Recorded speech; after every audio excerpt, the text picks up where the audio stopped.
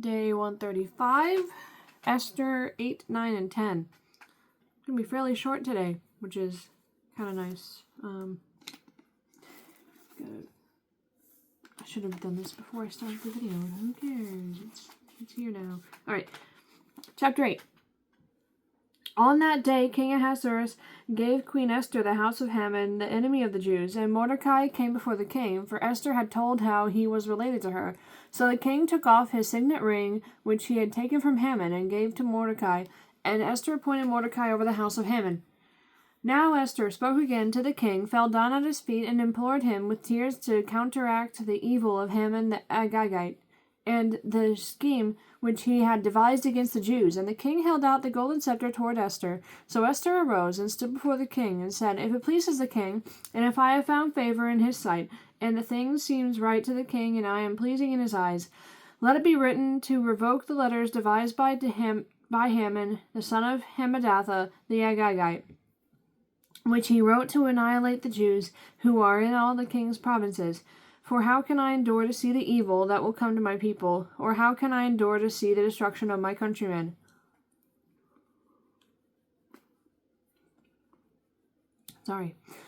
Then King Ahasuerus said to Queen Esther and Mordecai the Jew, Indeed, I have given Esther the house of Haman, and they have hanged him on the gallows because he tried to lay hand. Oh my gosh, my brain.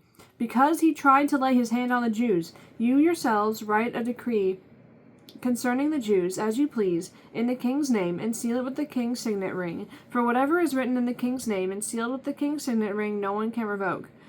So the king's scribes were called at that time in the 3rd month, which is the month of Sivan, on the 23rd day, and it is written, according to all that Mordecai commanded, to the Jews, the satraps, the governors, and the princes of the provinces, from India to Ethiopia, 127 provinces in all, to every province in its own script, to every people in their own language, and to the Jews in their own script and language. And he wrote in the same... Oh my gosh. Verse 10. And he wrote in the name of King Ahasuerus, sealed it with the king's signet ring, and sent letters by couriers on horseback, riding on royal horses, bred from swift steeds. By these letters the king permitted the Jews who were in every city to gather together and protect their lives, to destroy, kill, and annihilate all the forces of any people or province that would assault them, both little children and women, and to plunder their possessions. On one day in all the provinces of King Ahasuerus, on the 13th day of the 12th month, which is the month of Adar. A copy of the document was to be issued as a decree in every province and published for all people, so that the Jews would be ready on that day to avenge themselves on their enemies. The couriers who rode on the royal horses went out, hastened, and pressed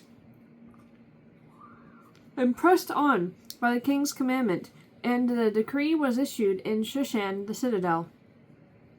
So Mordecai went out from the presence of the king in royal apparel of blue and white, with a great crown of gold and a garment of fine linen and purple. And the city of Shushan rejoiced and was glad. The Jews had light and gladness, joy and honor. And in every province and city, wherever the king's command and decree came, the Jews had joy and gladness, a feast and a holiday. Then many of the people of the land became Jews, because fear of the Jews fell upon them.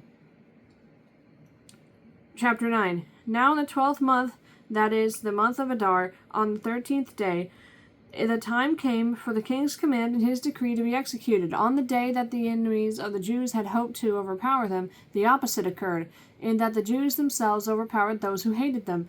The Jews gathered together in their cities throughout all the provinces of King Ahasuerus to lay hands on those who sought their harm. And no one could withstand them, because fear of them fell upon all people, and all the officials of the provinces, the satraps, the governors, and all those doing the king's work helped the Jews, because the fear of Mordecai fell upon them. For Mordecai was great in the king's palace, and his fame spread throughout all the provinces. For this then, oh my gosh, why can't I read? For this man, I read the word this, and then my brain was like, man, and then my brain was like, oh, put the two words together after you already said this. Jeez, my brain. Okay. Chapter 4. Verse 4 of chapter 9. For Mordecai was great in the king's palace, and his fame spread throughout all the provinces. For this man, Mordecai, became increasingly prominent. Thus the Jews defeated all their enemies with the stroke of the sword, with slaughter and destruction, and did what they pleased with those who hated them. And in Shushan, the citadel, the Jews killed and destroyed 500 men. Also, Parshandatha, Dalphon, Aspatha, Poratha, Adalia, Aridatha, Parmashta, Arisai, Aradai, and Vajezetha, the 10 sons of Haman, the son of Hammedatha, the enemy of the Jews, they killed, but they did not lay a hand on the plunder. On that day the number of those who were killed in Shushan the citadel was brought to the king, and the king said to Queen Esther, The Jews have killed and destroyed 500 men in Shushan the citadel, and the 10 sons of Haman. What have they done in the rest of the king's provinces? Now what is your petition? It shall be granted to you, or what is your future request? It shall be done. Then Esther said, If it pleases the king, let it be granted to the Jews who are in Shushan to do again tomorrow, according to today's decree, and let Haman's 10 sons be hanged on the gallows. So the king commanded this to be done. The decree was issued in Shushan, and they hanged Haman's 10 sons. And the Jews who were in Shushan gathered together again on the 14th day of the month of Adar, and killed 300 men at Shushan, but they did not lay a hand on the plunder. The remainder of the Jews in the king's provinces gathered together and protected their lives, had rest from their enemies, and killed 75,000 of their enemies. But they did not lay a hand on the plunder. This was on the 13th day of the month of Adar, and on the 14th of the month they rested and made it a day of feasting and gladness. But the Jews who were at Shushan assembled together on the 13th day, as well as on the 14th, and on the 15th of the month. They rested, and made it a day of feasting and gladness. Therefore the Jews of the villages who dwelt in the unwalled towns celebrated the 14th day of the month of Adar with gladness and feasting as a holiday, and for sending presents to one another.